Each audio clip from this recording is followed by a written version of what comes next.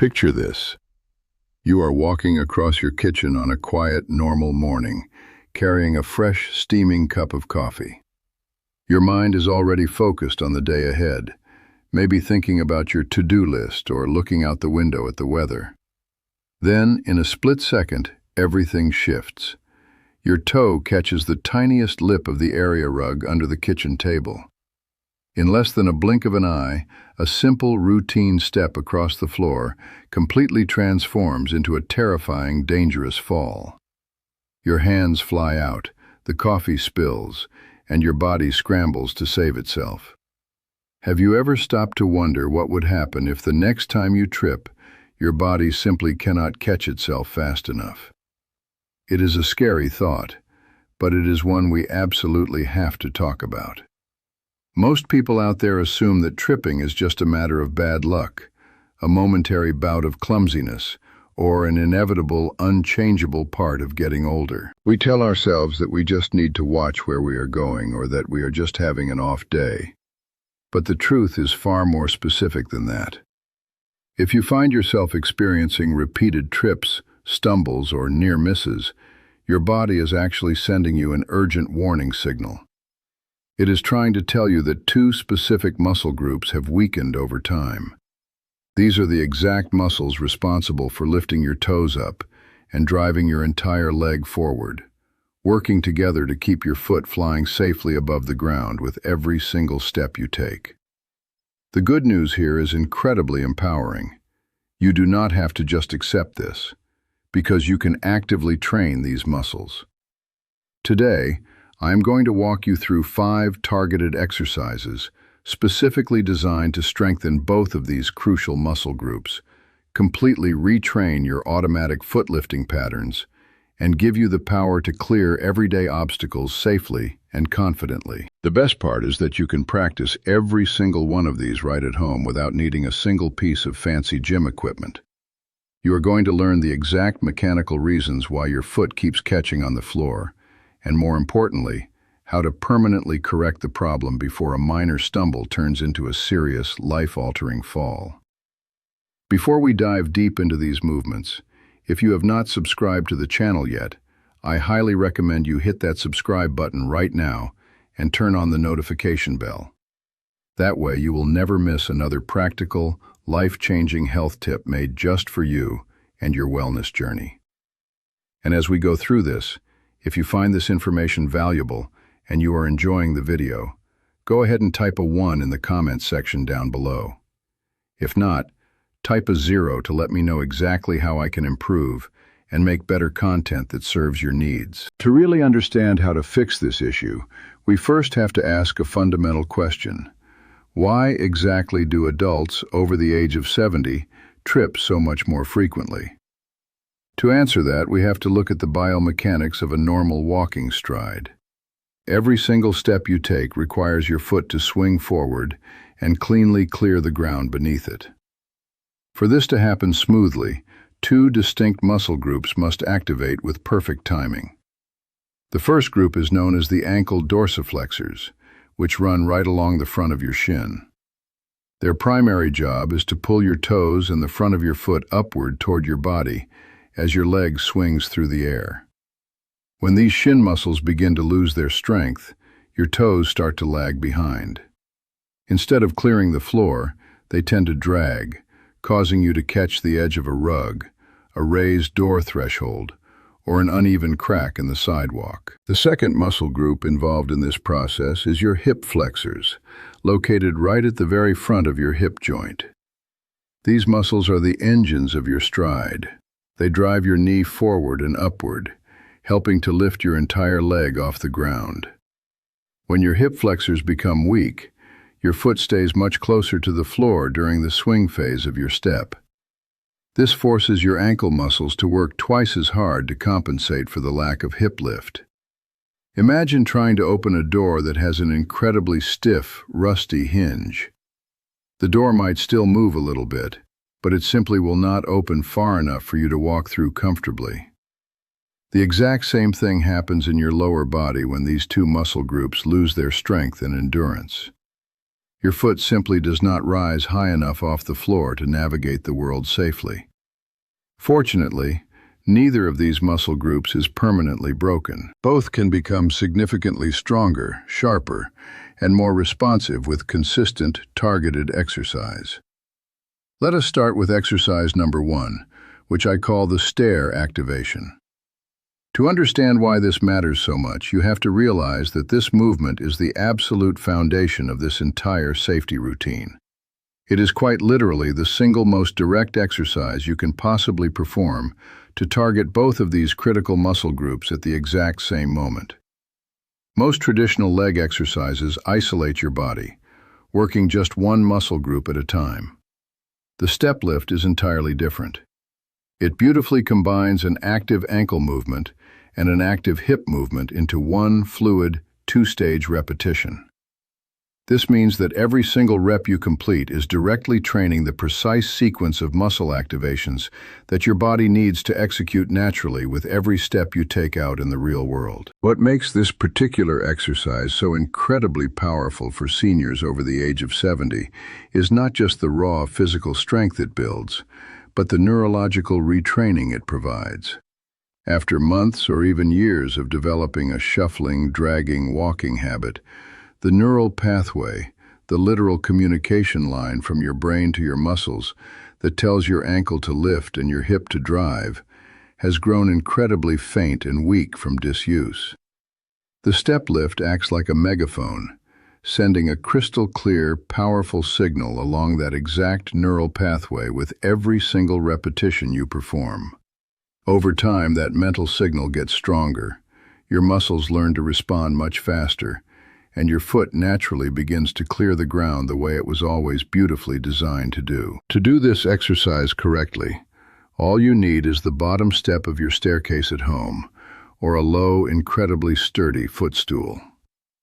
Start by standing tall near a wall or a solid handrail, making sure you have at least one hand available for balance and support at all times. Place the foot of your working leg flat on the step, positioning it so your heel is resting firmly on the surface while your toes point upward. Your opposite standing leg should remain slightly bent at the knee, never tightly locked out. Keep your back perfectly straight, your chin level with the horizon, and your shoulders completely relaxed. Now begin the movement by lifting your toes as high as you possibly can toward your shin bone, keeping that heel planted firmly on the step. Hold this position for 1 full second, really focusing on feeling the muscle along the front of your shin tightly engage. Then, while maintaining that intense toe lift, slowly raise your knee upward toward your chest, taking it as high as you comfortably can without losing your posture. Hold this position for 1 second at the top of the movement, feeling the front of your hip working hard. Next, slowly lower your knee back down, lower your toes, and return to your exact starting position. That right there is 1 complete repetition. You want to perform 10 full repetitions on each leg, completing 2 total sets per session, and making sure to rest for 30 seconds between those sets. As you do this, you really need to focus on the physical sensations. After several repetitions, you should begin to feel a mild, warm fatigue building along the front of your shin and at the very front of your hip. That is exactly what we want to happen. That fatigue is the chemical signal that these muscles are being properly challenged and will grow stronger as a result. Do not rush through the lowering phase of the exercise. That slow, controlled descent builds the eccentric strength your muscles desperately need to stabilize your foot the very instant it lands on the ground during a real step. For a quick progress tip, once 10 repetitions start to feel completely manageable and easy, go ahead and increase your target to 12, and then eventually 15 repetitions over the following weeks. The ultimate goal here is steady, progressive challenge. Not speed and definitely not strain. Slow and controlled always wins the race. If you are still watching this and finding these practical insights helpful, please go ahead and comment the number 1 below to let me know you are right here with me. Now, let us move right along to our second movement, exercise number 2, which is the shin power walk. To understand why this matters, think of it this way.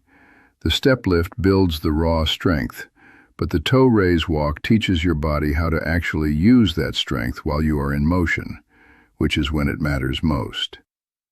There is a massive critical difference between being able to lift your toes while standing perfectly still and being able to lift them automatically, repeatedly, and with full control while your entire body is moving through space.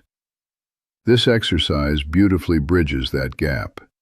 It trains your ankle dorsiflexors to fire consistently with every single step you take, building the habit of proper foot clearance directly into your actual walking pattern, rather than just keeping it as a stationary drill. Many seniors over 70 who find themselves tripping regularly actually have no difficulty lifting their toes when they are standing completely still and paying absolute attention to their feet.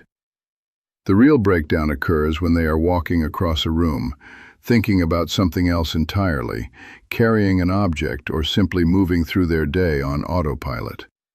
The toe raise walk directly trains the reflex to fire completely automatically without requiring your conscious thought, which is exactly what you needed to do in a real-world tripping situation. To perform the shin power walk, find a completely clear hallway or an open space along a wall in your home.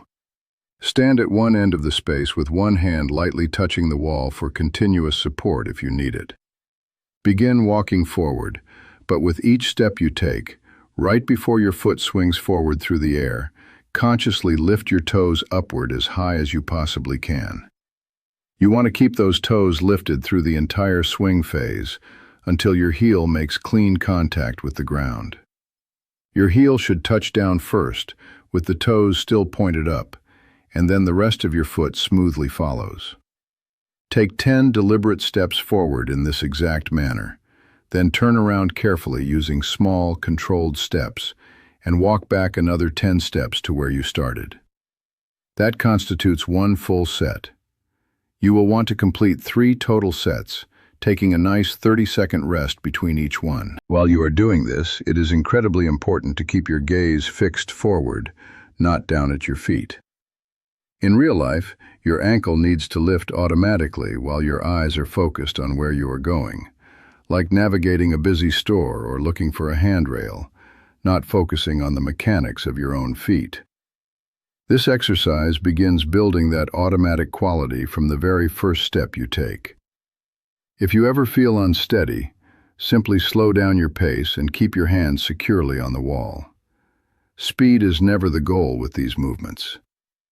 For a progress tip, once this walk feels completely natural and automatic on flat, solid ground, try doing the exact same walk on a slightly different surface, moving from a hardwood floor to a carpeted room, for example.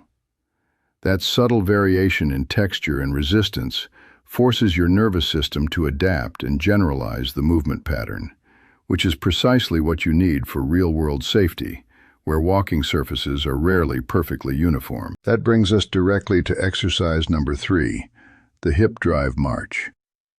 If the ankle dorsiflexors are one half of the tripping equation, your hip flexors are absolutely the other half, and this exercise targets them directly.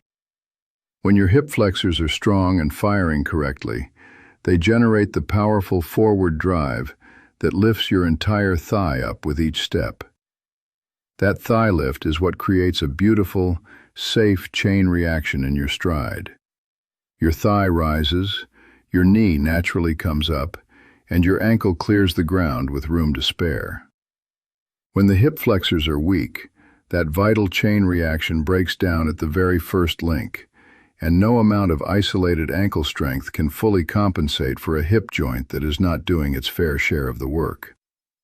The high knee march rebuilds this essential lifting reflex from the ground up. It is incredibly simple, requires absolutely no equipment, and directly mimics the exact hip movement your body needs to utilize with every single walking step.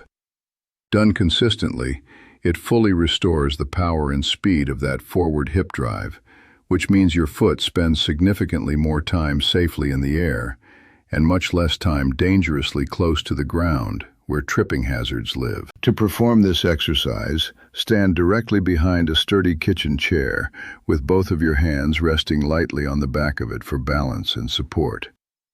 Stand up as tall as you can, keeping your back straight, your chin level, and your shoulders completely relaxed.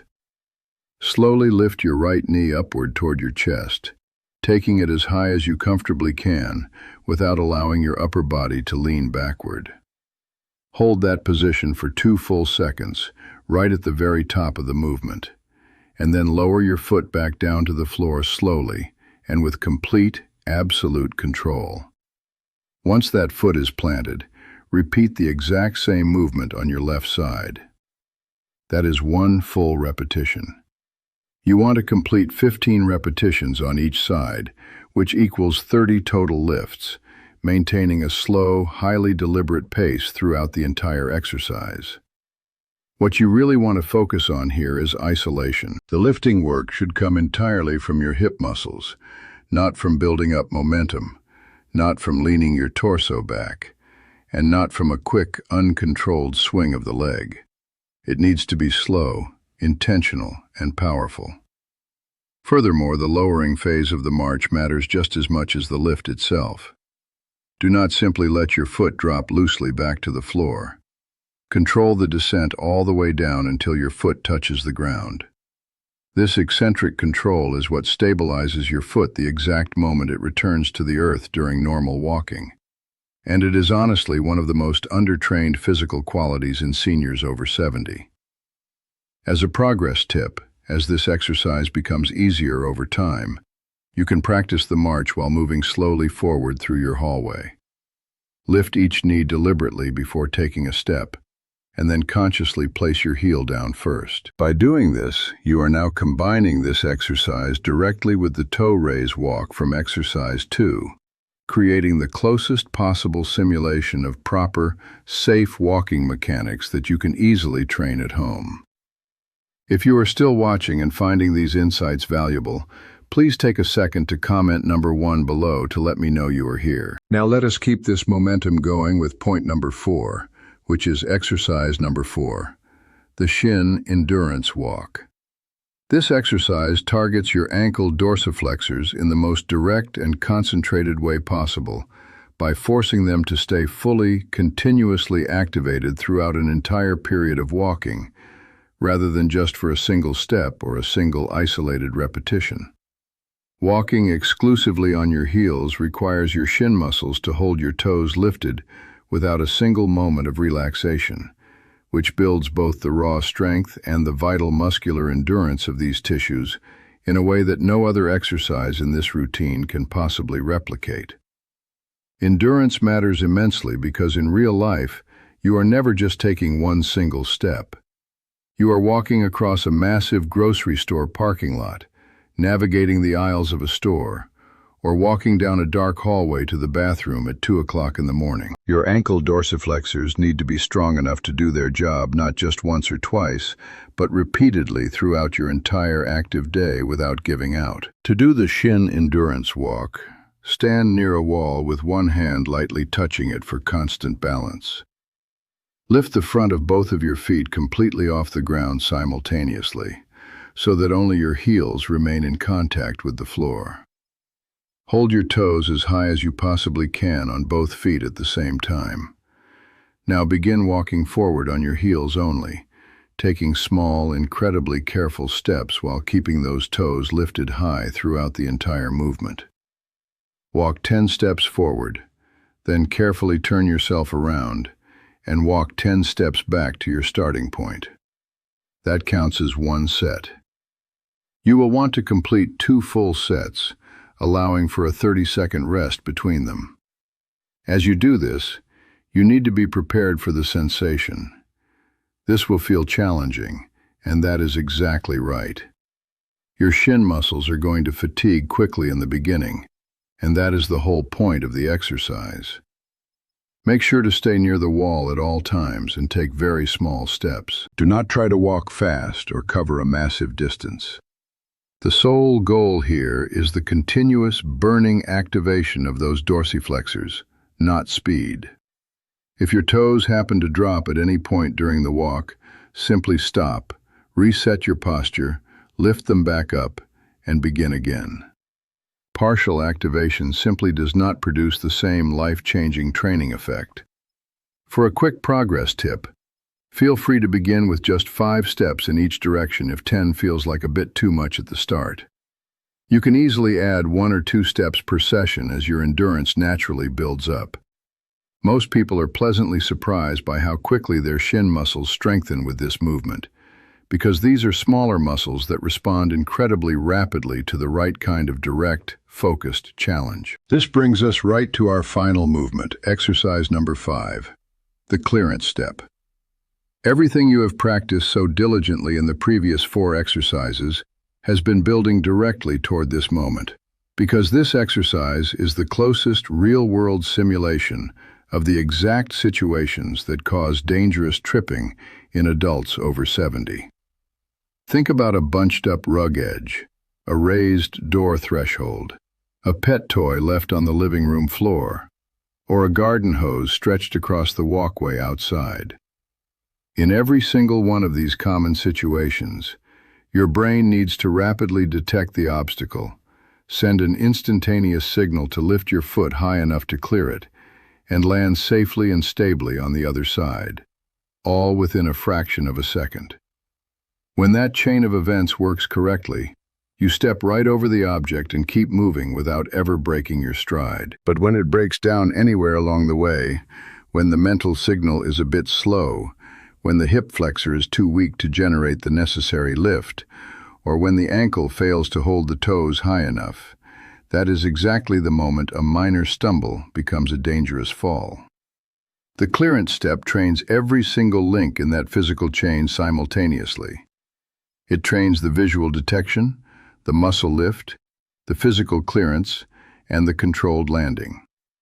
Done consistently, it builds the automatic protective reflexes that catch you before you even realize you are starting to lose your balance. To perform this exercise safely, place a pool noodle, a tightly rolled